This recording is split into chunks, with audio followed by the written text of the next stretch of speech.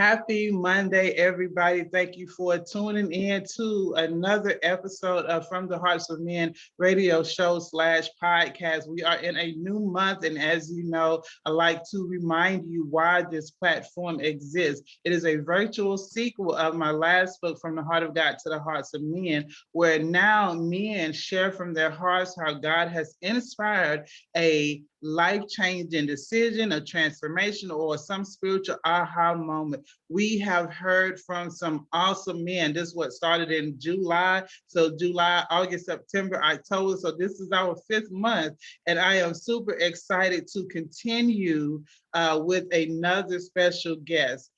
Today, our special guest, he is a father, he is a husband, and he is also a very well-known speaker. And I am excited about his story because it reminds me of the story of the Battle of Jericho. You know, it took them 7 days, or they were requested or commanded, instructed to walk around the walls 7 days. And on the 7th day is when the walls tore down, or the walls fell down rather.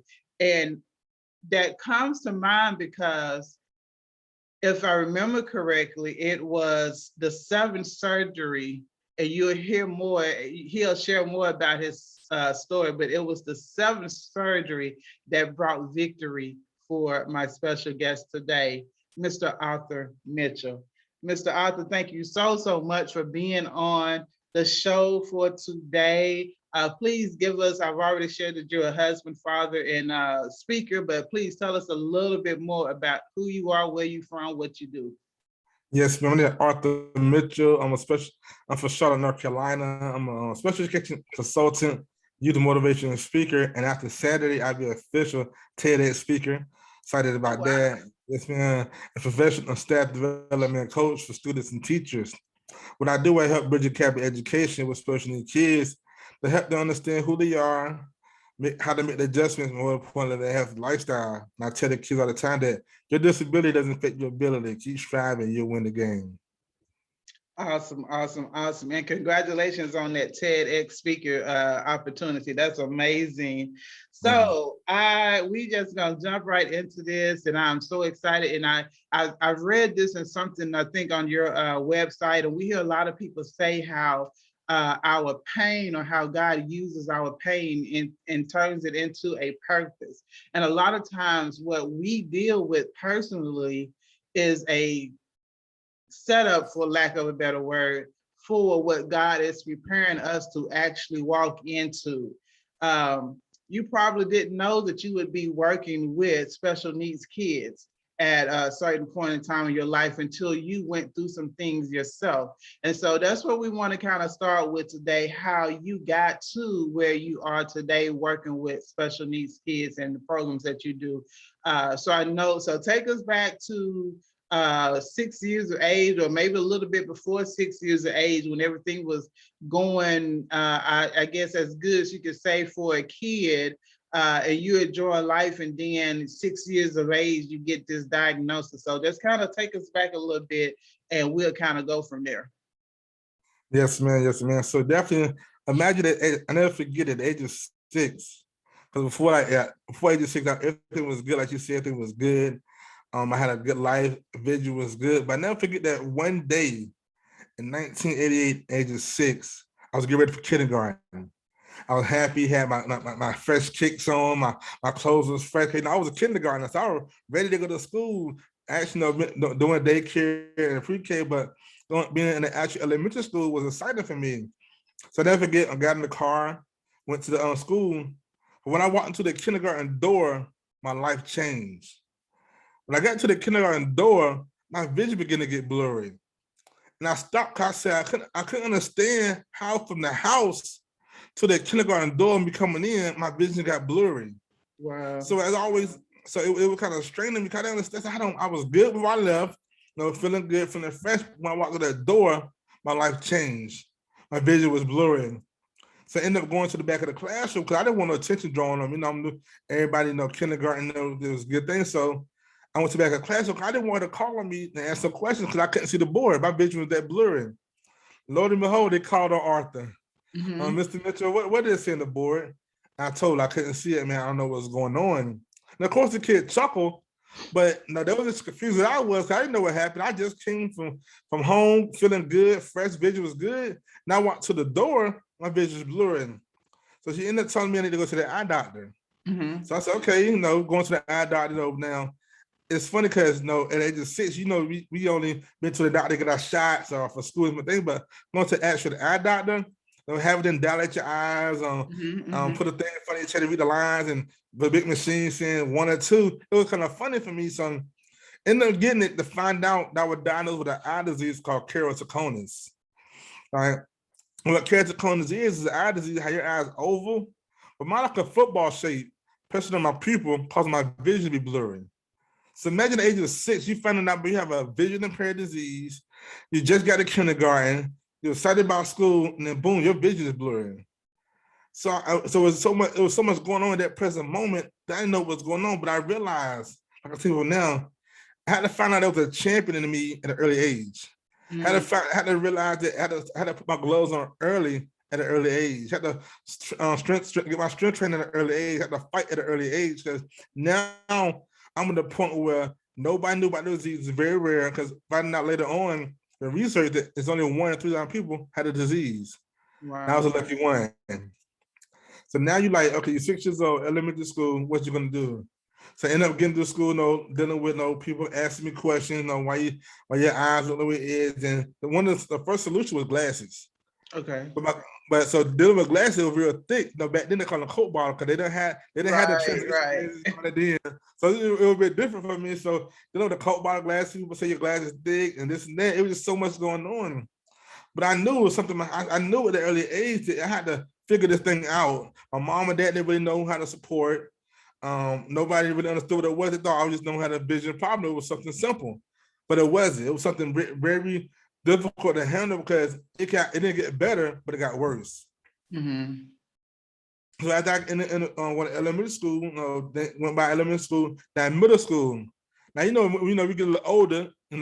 Attention started being brought to you more. People start seeing the features, since you are noticing more than they did elementary school. Because now we're at the age that we can ask stronger questions. Exactly.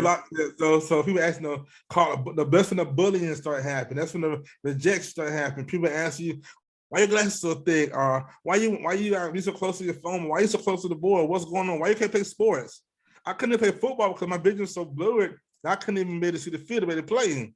Imagine now you in 6th, 7th, 8th grade at middle school, dealing with the same disease from 6th grade, vision still bad, glasses not working. What's next? So, but I took people time again that I knew. So people understand that it's a champion inside you at an early age. Even if you don't have the thing, but it's older you to figure out what a champion is and pull it out. Because daily we fight. Daily we out doing different things. Daily we trying to survive. In order to survive, you got to understand the power you have within you. And I knew that God was on my side because he didn't steer me away. He kept me going. He put me through school, elementary school. He got me in middle school. Dealing with the trials and tribulations of middle school, dealing with moving from one state, one part of North Carolina to another North Carolina, dealing with so much stuff in that area, not moving back home back to my hometown. It was so much in that middle school year, but I knew it was a champion inside of me. I knew if I kept the gloves on tighter, the rounds got longer, then I'm gonna keep on fighting. So I have to ask the question, first of all, we talking from 6 years old to now, 12, 13.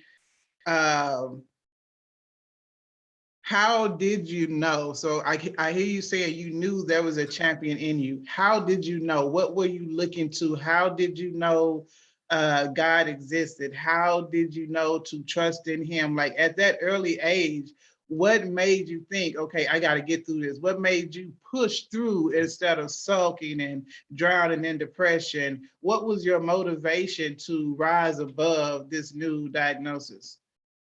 My motivation was basically knowing how to do it on my own. Knowing that nobody was going to help me, nobody was going to cripple me, nobody going to show me the different way. Because like I said, my mom and dad, big supporters, but they didn't understand it either. They just thought we were a regular vision problem. So I knew in order for Arthur to get to Arthur had to fight on his own. And sometimes in battles we deal with different things, we have to fight on our own. We gotta learn and know know that we are strong with or without somebody else. I had to learn that. I like to learn at the early age that if I'm gonna get through this and not be in depression, because people that age, dealing with eye disease, so much stuff, you can really fall into deep depression, anxiety, Right. really hate yourself, hate your family. But there's something different about me that it wouldn't allow me to go to that next dimension and the next level to do that. It allowed me to push through and fight. And I knew because of that, it was something, assignment that God wanted me to do and pursue.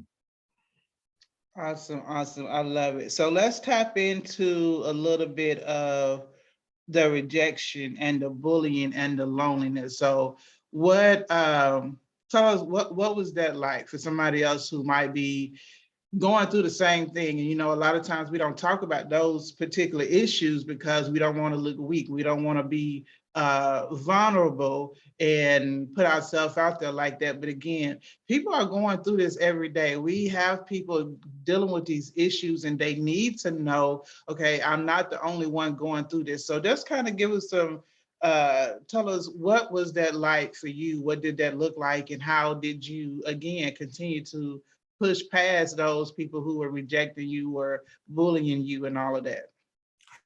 I know for me, Ms. Coco, it was very difficult because, like I said, nobody understood the situation. Nobody knew what keratoconus was. Nobody never heard of it. And back then, it was very, very rare, very rare. And I find out now, a lot more people have it, but it's very rare. So it would just feel like, no, why me? I questioned, I said, why me? Well, I'm going through this, 6 years old, early age, can't go walk into a classroom, your vision automatically get blurry. Like, why me? So then dealing with the loneliness, people don't want to play with me. People want to be around me. I just learned how to, go for myself, do for myself, be for myself, because if nobody else is going to do it, nobody else can be around me, I had to do it. And I learned that, because I believed in God anyway at the early I grew up in church, but I knew now it was a strong relationship I had to go to with him to allow us to keep on going. And that's what it was, just trusting in the process, trusting in God, believing it's going to happen, believing that if my friends don't have my friend, he'll be my friend, believing that if I'm get to this next grade, he's going to help me to the next grade. So I had to understand that, nobody else is going to be with me, and to be with yourself and allow God to do what he had to do through you.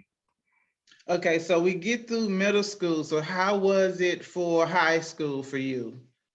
Oh man, high school was crazy. I know the saying, sticks and stones may break your bones, or words never hurt you. Right. Yeah, words definitely hurt me. They do.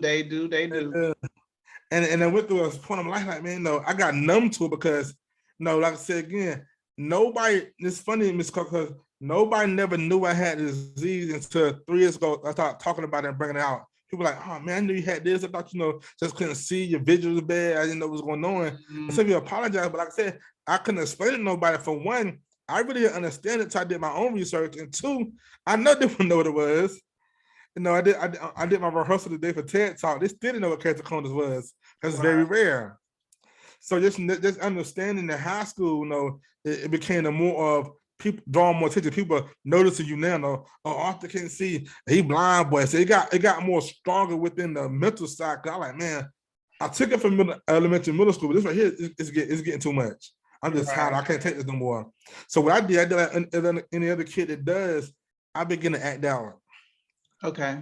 Dealing with the drinking, smoking with the bad kids. So I wanted to, I knew that if I took the tension off of me, that'd be a part of their attention. There would be so much on me. So we're gonna act out. But how many people out here know in the audience that God called you for a reason? And if that reason is for your purpose, He's gonna remove you. And I realized that I was picked out to be picked on. I realized that that wasn't my path to my journey. That I had another path in the journey, but I had to get off that path to get a new journey, understand what God was doing. And sometimes we get to that point where we feel like if we do this, the stop the pain and stop the fear again, it's gonna make it better. But no, that's why drug addiction comes from, because we feel like we can use a void. But I knew that wasn't my void. I knew God was the only way to get me past what I was going through. I had to understand that, dealing with different trauma, tribulations, and there was a purpose behind this. And that's what I had to do. Wow. So let's get into all the surgeries that you had. So when did you have your first surgery? Like, when did that start? I had my first surgery July of 2017. And I never Oh, forget. so not too long ago, really, huh? I'm sorry. I had my, I'm sorry, July of 2011. Okay, gotcha. 2011, sorry. I never forget because when I graduated high school, I was at a point that I wanted to find out what is there a solution to this? Okay. And there's something that can make my vision better going from a 20 over 200 to 2020. There's something that gonna make it better because I want to know, like, man, everybody keep talking about glasses, contact. I know how to be something that can help this. No, anything else we deal with that's got a surgery, got a different kind of medicine, something though that helps. So I did my research and found out I was a doctor in Durham, North Carolina, that specializes in keratoconus. So I went to go see him. He told me there's a procedure called corneal transplant. And what a corneal transplant is a procedure where your eyes oval. Well, and I'm not also where you have a cornea. They take out your cornea and give you a deceased cornea to make your vision better. Okay. So it sounds kind of crazy because, like, hold on, they take your eyeball out and get another eyeball, and I had different kind of opinions about, like, hold on, I'm gonna wake up with X-ray vision, I'm gonna wake up with other people's vision. Cause I watch too much TV, like, waking up right. your eyes. So, but I know that at that moment, I just want to see. I want to be normal again. Now I've been through so much from 6th on to high school, and now out of high school trying to survive and make it on my own with this vision problem. I want to see. So I went with the procedure. Not lo and behold, it won't be just 7 hours later when the vision became clear. So we go through surgery 1. It went well. No eyes were clear, no eye drops, whatever. But the tissue thin and a weakened and it broke. Okay. So then surgery 2 had to do it again because so they did it again, went well. Tissue got thin, so it broke. With 3 was different because now my left eye got weakened. I was so much strain on that one eye during the healing process. They got weakened, so I had to do both eyes. So like, man, now both eyes messed up. Everything's good. So end up having both eyes that weekend, surgery 4. So I'm like, man, this is too much now. It's too many. I'm going through too many surgeries. It's not working. It worked for like maybe a couple of months. And I go with the eye doctor. It's funny because every time I went to the eye doctor for a checkup, there was something wrong with the cornea every time. Right. I'm like, man, why not every time I go back to get a check, it's messing up? To end up realizing, okay, I ended up getting the 5th one. Now, 5th one was a turning point of my life, Miss Coco, because when I woke up this time, the doctor said, you almost died on the surgery table. Oh, wow. So I almost died. He said, yeah, when we tried to wake you up, revive you, you didn't wake up. We had to use shock treatment. I'm like, hold on, this is crazy to me. Why? No, I went through these surgeries before. It was good. And the 5th one come, this happened. But really got me though, Ms. Coco, was that my vision was still blurry. And it instantly took me back to the 6-year-old boy again when I first walked in that classroom, while my vision was still blurry. So I began to ask the doctor, I said, what happened? He said, it takes some time. Well, it didn't get better, so then I had the 6th surgery. Okay, hold on. Before you get to the 6th surgery, I have to ask this question. What was your conversations like with God? What were you talking to God? What were you saying to God? You at the 5th surgery, you almost died on the 5th surgery. What are your conversations like at this point with God? I said, God, this can't be true. I said, God, why I'm going through repeated surgeries over and over again? I never forget because at that time I'm in the midst of the sorry, but at the time I was married then with 2 kids, and I went to my wife. I said, why when it looked good, it goes bad and I broke? Because I was so much anger and resentment bottled up. So now I just broke and just been a cry, like that hard, that crazy, ugly cry, because I was tired of living like this. I was tired of feeling like I'm disabled, tired of feeling like I can't see, tired of feeling like I can't drive, can't work, can't provide for my family. I'm just tired. I said, God, what's going on? Why keep happening? And I heard it's clear. He said, I'm greater to your pain and to your purpose. And I got back up. I knew it was a champion was coming out of me, and the gloves got tighter, the rounds got longer, and I kept on fighting. Wow. Okay. Sorry to interrupt. So now continue to surgery 6. Yes, man. Well, surgery 6, it got better. It was at a point where both my vision was clear and it went well. So then the 7th one was it's a cataract. So you got to remove the cataract from my left eye. That was good. So my vision went from a 20 over 200 for almost 20 some years to now 20/40 in my left eye a 20/50 in my right eye. I haven't worn glasses in 7 years. Wow. Yes, Wow. ma'am. Awesome. Awesome. So what's in your heart? So after you had that seventh surgery, like you said you heard God reveal to you, he wanted to turn your pain into your purpose. So what was that process like of turning what you have been through into looking outside of yourself into helping other people? So what was that process like? What was that? Yeah, what did that look like? Yes, man. Look, at first it was very unclear. I said, God, what am I gonna tell somebody about my vision? What I'm gonna tell somebody about they can't see, or I wasn't gonna have this eye disease. What I'm gonna tell them? Cause I didn't know, saying like everybody don't have keratoconus, everybody know not vision impaired. But God said, I'm gonna get to show you all that you've been through, how to help them understand that their disability don't affect their ability. It don't matter if you're vision impaired, whatever you may have is disabled, your disability and your ability, you can still be the best version of yourself if you believe.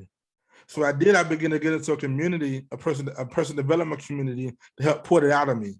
Cause I was still very unclear what he meant. So I put it out of me. So they allowed me to say, well, you can help special needs kids bridge that gap because they don't understand who they are. They don't understand their disability. They don't understand that they can be somebody great. Because you went through what you went through for 20 some years, you're able to show them and allow them to understand that not only is there a champion inside of them, but you can be the best version of yourself, whatever you have, and continue to grow as a person. Wow, awesome, awesome. And I love the fact that you said you've also shared a few minutes ago that you're married. Um, Tell us about that. Because again, I want people to also see, like you said, that your disability does not have to stop you from living life or not having the best of life or even being the best version of yourself. So in spite of what you've gone through with your vision, how was the process of being in a relationship and getting married and having kids? How did all of that affect you? How did that strengthen you? Tell us, what was that like? Yes, man. It was very helpful because they became my biggest supporters, my wife and my kids. And when I first met my wife, and I told her about the disease because we met in church, so she knew a little bit about me, but not a lot. And I told her about the disease, so she began to research it because she wanted to know if I went blind, how to react or what to go through. So she researched it and up to date information. And she went through my last 3 surgeries with me, so she understood. Wow. But just having them, they became my biggest supporters. My little princess, I call her. She like my little nurse. My son was under me. My oldest daughter, she was right there, and they just supported me because they saw dad going through, but they saw dad persevere. They saw him with an eye patch, but they also saw him get up and do something. They saw him with a vision of paper, but also saw him getting a full-time job back again. They saw him providing again. They saw him grinding, becoming a TEDx speaker, a motivational speaker. They saw that. So having them strengthen my ability to know that it's not about me no more. I gotta show them what struggle look like, but I gotta struggle and continue to be the best version of yourself. So when I was looking on your website, I noticed something, and I hope I'm pronouncing it right. If not, then correct me. But I saw JAZ Inspirations, and I had looked at that before, and I was like, JAZ, like, what does that mean? Because that's not his name. And then when I was reading your about me, I saw where the ZAJ come from. And so tell us about what that is, JAZ Inspirations. Yes, man. JAZ Inspirations is my Okay. It's a consulting company. It stands for Zamaya, Ariana, and Jaden. It's my 3 kids' names. I named after them because I know that that no matter what daddy went through, that you can still be the best version of yourself, but also understand the hard work that it took to get where I was at. So watching the grind, watching me work the night out, all the night hours, doubles and the stuff to help them be the best version, to provide for them. So I want to leave them with a legacy. Understand that your name is attached to my purpose and to your legacy. So understand that with this, it's going to allow you to be better for you as you get older as well. So you are sporting your cap and your t-shirt that says I am, and I saw that you have a program that's actually called I Am. I actually want you to tell us a little bit more about that. Yes, man. What I Am is stands for I Am Art Mitch. And it came up during a pandemic. I never forgot I was furloughed from my job, and So I want to give people some motivation during the pandemic, but also with kids with disabilities, because know they got to do virtual, so much going on. So I came with an I am. And not only that, I have words you can see, it's all black. I am bold, I am smart, I am confident, I am determined, I am successful, and I am enough. Wow. So let people know through do what you're going through, you still are these. And these words are dear to me because these are what I had to say to myself during my journey, my purpose and pain, understanding that no matter what I went through, I was still smart. I was still bold. I was determined to graduate. I'm gonna be successful. More important, even if I can't see from 20 from here to there, I'm still enough. So allow me. So now I use that to help motivate kids and adults understanding that I am. They are somebody. They are bold. They are smart. And continue to grow as a person. But then I have a new logo too as well. It's EYE, because it says for I am for my eyes and for I am. So to let people know, give them encouragement that they still could be the best version, still could be themselves. And I strongly say best version a lot because you can, no matter what you're going through, it's the best version of all of us. We just got to pull it out, understand the power we have with you, understand who created us. So God gave us a power of sound mind, understanding who we are to make you create the best version of who you are inside, but mentally knowing it inside so come outside. Wow, thank you for sharing that. Yes, I was listening to a sermon by Dr. Matthew Stevenson one time, and he was talking about it has something to do with the womb, but within that, he said something to the effect of your purpose. You know what your purpose is based on what it is that your heart is burdened for. So I want you to kind of speak to that. What makes you do, understanding what you've also gone through yourself, but sometimes what we go through may not always be connected to our purpose either. So tell us, is there a burden for you to do what you do? What's the passion behind you creating this program to bridge that gap? What is it that you saw that made you realize like, hey, this is needed, this is necessary? What is it that burdens you, or what is your passion behind what you do? man, my passion is, I'm that kid right now that's in the classroom on Monday through Friday that dealing with depression, dealing with anxiety, dealing with lack of rejection, dealing with bullying. I'm that kid in the classroom Monday through Friday that mentally think my disability is stopping me from being somebody greater. I'm that kid in the classroom to think about because my mom don't understand, my dad don't understand that I can't do nothing else. I'm that kid in that classroom where teachers can't support me, so I'm just gonna fail to act out anyway. I'm that kid in the classroom to think that every day that why did this happen to me? I'm not normal. I'm not the other kids. Other kids are better than me. I'm the kids that got bullied, calling names, but can't do nothing about it. So knowing that as I got older and seeing it, I became that kid because I want to let kids know that I was there. I was you. But I was able to understand who I was inside. And I get them three different steps to let them know, first of all, they got to accept who they are. And it took me a while to accept who I was. I didn't want to accept I was visually impaired. I didn't want to accept I had a disability. I didn't want to accept that I couldn't see. But once I accepted who I was, I was able then to keep on going, keep on moving, keep on pushing. And then two, making adjustments.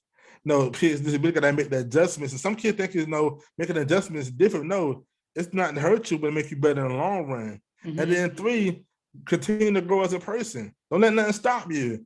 Ray Charles, Stevie Wonder, greatest musicians out here. One of the motivational speakers out here, Naja Karodis. He got no hands, no arms, but he speaks to nations because their disability affect their ability. So I let them know through my story, through my purpose, through my journey, and you can be the greatest lawyer, doctor, world runner, anything. You got to understand your disability will not affect your ability, and you got to continue to be and understand that mentally and physically. Awesome. I remember teaching a psychology class, and there was a 3-part series we watched on Netflix, and I can't remember the name of it, but it showed different people from different parts of the world who were like you, living normal life, and then something happened that just changed the whole trajectory of their life. And I know a lot of times we get caught up in titles, we get caught up in positions, we get caught up in all these different things. And when something happens, because that's what we were tied to, we don't really know about our true identity or who we are at the core. So for someone listening, so I want you to kind of tap into that. And you did kind of a few minutes ago, and that's what made me ask that question, because if we get caught up into the titles and the positions and stuff, we lose ourselves in that. So when something happens, we don't know how to act, or we do easily fall into depression because we were seeing ourselves as something other than what God really had for us. So just kind of tap into that, or encourage our listening audience who may be going through the same thing or struggling with, you mentioned the pandemic. Some people may be in a place where I was comfortable here. They accepted me here, but now, God, I'm in this place where I'm exposed. I don't know how to deal with this. So just kind of tap into that of how important identity is, and not identifying yourself with your title or position, but truly knowing who you are at the core. I hope that all makes sense. Yes, man, definitely makes sense. Definitely, I was that person too that I try to be somebody else. You gotta understand, people out in this audience, that your identity is your identity. Your path is your path. Your success is your success. Your journey is your journey. Everybody lane is different. You gotta find your path, run through it, find your success, make it happen. You gotta find your journey and walk through it. No, we can't always self-identify with the people or what they're going through, because we don't know what they're going through. We just see the bright lights or something. We don't know what they're going through. But you gotta understand who you are. You gotta first look at yourself and ask me, who am I? Would a real such and such stand up? Would a real such I had to ask myself that, would a real Arthur Mitchell stand up? Because I knew it was more inside of me that I had, but I had to understand it and really believe it. And having a change mindset. Your mindset gotta change for the rest of your life. You gotta understand, you gotta grow. Once you grow through, then you're able to understand who you are as a person. But a lot of times we just feel like you say, no, we self-identify different things that we shouldn't have done, should have been this. No, everything happens for a reason. I didn't want to have an eye disease. I didn't want to go through different glasses, constant 7-hour surgery, but I knew that God was preparing me for a place such as this. And that's what he's doing through you guys. So don't give up. Don't stop. You can't too far. You know, your life is in a position with it now because he about to elevate you to the next level. But like I said, because that champion is inside of you, tighten the gloves up. The rounds will go longer, but you got to stand there. You got to keep fighting. No, the fight gonna get harder daily. My fight, I fought for almost 28 years. But I kept on going. Each round, I got back up. Each round, I get back up. 7 rounds, I got back up. Every 7th round, kind of knew my life was about to be turn out to be the best. God was purposing me for something greater than what I knew then and now. And that's what you gotta understand. God takes us through different trials, tribulations, different challenges to let us know that only the strong survive. And if you survive your struggle and overcome that storm, anything is possible. It's all about keep on going, trusting Him. Know who you are. He created you with His power, so we have the power within us. So understand that you are able and capable of doing everything you want to do. Just continue to trust the process and understand your journey. Wow, you already kind of explained it, so I won't actually explain it, but I heard that phrase, grow through what you go through, correct? Yes, ma'am. Awesome, I love that. One other question I want to ask you, we're almost in the end, but we still got a few more minutes, so we're doing good. So one of the things you mentioned was how your parents were there for you, but they really didn't understand the disease or how to truly help you. So I want you to kind of speak to that for parents who are listening. How can they better support their kid with a disability? Give us 3, 5 tips or something. What are some things that you have seen personally, that you have seen just through your speaking and coaching, and just what are some things that parents can do to be a better support? Yes, ma'am. Definitely for all the parents out there. First thing I'm gonna tell you is to listen. Listen to your child, because you may think what they're saying is small, but inside is big for them. Listen to what they had. Listen to the symptoms, the signs. And then two, go research it. No, my mom and dad never researched keratoconus, so they didn't understand what it was. They thought it was just a regular old eye disease. No, he didn't. He need glasses. That was it. Not the one to the surgery should have realized it was something greater than that. It was something bigger. But if they had the researchers back then, they would understood how this effective disease was to eyes and what it could do.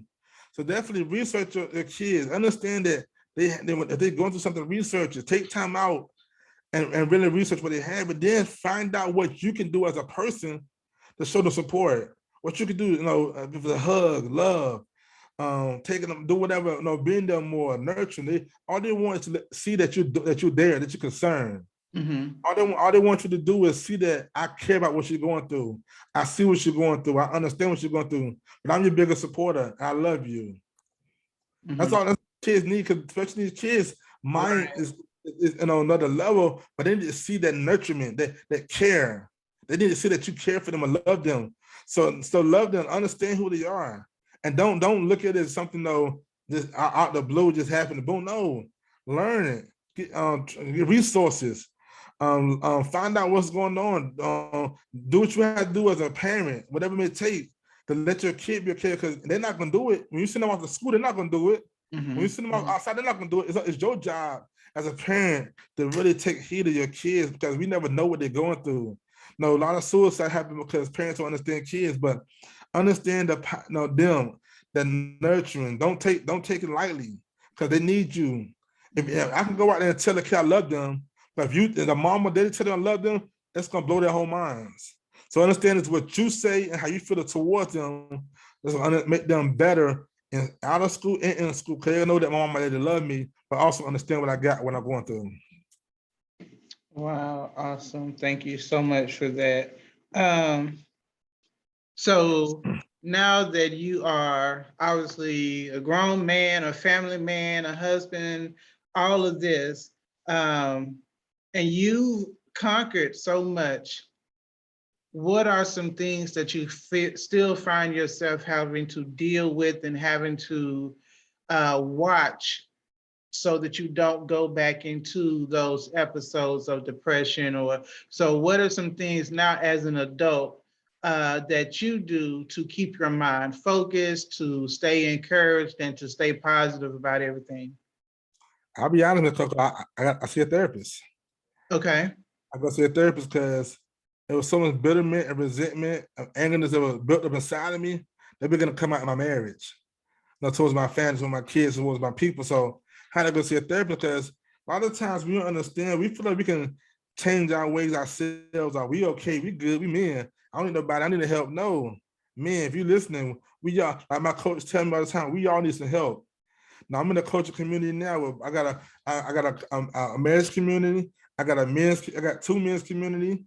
I'm in a fraternity. So we having the men around us allows us to continue to go stronger, to continue to show, because they haven't been through, they're going through with you, and they've been through it, and they show you how to get out of it. And so that with them, my therapist allows me to keep my mental, because sometimes the argument, resentment was used to come out of the door of nowhere. I'm like, what's going on? And because I was dealing with, I didn't deal with it at the core of it, so it got bigger. So definitely get a therapist, seek help, deal with it now, because if you get older and it happens, you never know what might happen. I had to really understand, like, I can't do this myself.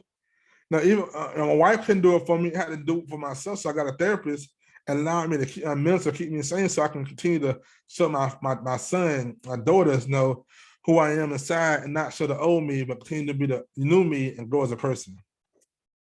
Awesome. And I assume you've seen the changes, or that you've seen the growth going through the therapy. How has it changed your marriage, and how has it changed your relationship where there was that bitterness coming out? How has the therapy changed? Like, what do you see different? What do you notice different? It changed a whole lot. I noticed that, first I noticed I had a problem. Then two, I noticed that if I can just continue to do the strategies and do the mental, I'm able. And my wife see a difference in me, my kids see a difference in me, and it's showing me making me feel better, make me feel better inside, smiling more, And then too, I figured out that once I do all that, opportunities start opening. Because Oh, sometimes wow. we can block our own blessings. And we be so bothered up, block our own blessings. But when I went to your therapist and started doing things, opportunities open up and life began to be greater and show me that this is your season, your time to reap your harvest. Well, I love that you said that opportunities open up. And I actually want to kind of add my 2 cents to that. A lot of times, like you said, sometimes we block our own blessings. And it's the opportunities, I believe, are already there. But and I've always used this phrase, no pun intended, really, how when the scales fall from our eyes, we see better. When we allow God to start doing that inner work in us, it's like we can see what He has always been there. The opportunities have always been there, but because of different things, the strongholds we were dealing with, we don't always see it. But I love that you said how opportunities, because again, when we get out of our way and when we allow God to start taking more control, then yeah, we see things so completely different. And like we view things, we have a different perspective. So thank you for sharing that part too. So so as we begin to wrap up, just tell us, for someone who is listening, whether it's a child or a young boy, a teenager, or an older man, what are some nuggets that you can give to them, regardless of what their disability is, whether it's just, even if they don't have a disability, just the whole changing, allowing your mindset to be changed. So let's drop some nuggets for us from Mr. Art that will help a young guy or older man in whatever chapter in their life they may be that's causing them to question who they are. Listen, man, I got 2 things. I want to tell you one thing. Don't let the way you feel affect the way you flow. Say that one more time. Don't let the way you feel. Yeah. Say that again. Don't let the way you feel affect the way you flow. Okay, gotcha. Meaning that don't let how you feel at the present moment start you for having a great future. Don't let the way you feel right now as you got it this morning start you from being great today. Don't let how your past was dictate your future. At the end of the day, it's up to you what you can do about it and change the trajectory of your lifestyle to make it go better. So understanding that, and then two, this is one of my famous quotes about my marriage coach. He said, "We can't get to a place of significance on our own because at the end of the day, we all need some help. So if you need help, go get it. If you need somebody to talk to, go get it. You can call me, you can talk to me, Facebook, whatever you can do me, but get the help you need so you continue to be great at who you are. And understanding that, and then understand the process. But we can't cut corners for nothing. Now, if I could cut corners, I would have my surgery at 6 years old. But God had to show me, I'm gonna take you through this trial, this tribulation to show you that you're stronger than you think you are. You're more equipped than you think you are. And that's what I did. And I went through the process, and the journey has been much greater because things began to happen for me. I never think I'd be on a world-renowned stage as a TEDx speaker. I watched TEDx, but I never think now after the Saturday, October 30th, I'll be a TEDx speaker, telling my story. But God had to take me through this process so I can enjoy the journey. So understand that and continue to be great. Understand. Keep them gloves on. Take me all the time. The gloves will get tighter. The rounds may get longer. But there's a champion inside of you. So keep fighting. Wow, I love it. I love it. I love it. Thank you so, so much. So you said they could reach out to you. So I want to take this opportunity now to let you share how can people contact you, how your social media handles, your website, anything that you may have coming up, let us know. Yes, you can reach me on all social media handles on Facebook, Arthur Mitchell. You can reach me on Instagram at Art Speaks 82. It's ART Speaks 82. You can reach me on LinkedIn at Arthur Mitchell. You also can contact my website on www.artmitch.com. If you want to email me for any kind of podcast, guest, coming to your school speak, anything, you can reach me at info@artmitch.com. And we can go from there. Awesome. Well, thank you so, so much for being my special guest today. I truly, truly enjoyed. I do have one question, and it was on my mind to ask earlier. One more question to take us out today. What Bible story or Bible character have you looked to the most as your strength to keep moving? I would say David. Okay. As the way he went through, how he defeated Goliath with 3 stones and 3 pebbles in the slingshot. Well, I know that people discounted me because they thought I was I was just a little person out there with no bad vision. Like David, he was a sheep herder, but I used what I had to defeat that giant with my eye disease.